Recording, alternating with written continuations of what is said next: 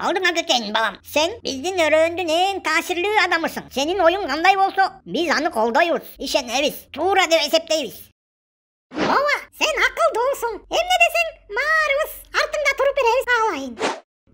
Рахмат баарыңарга, рахмат.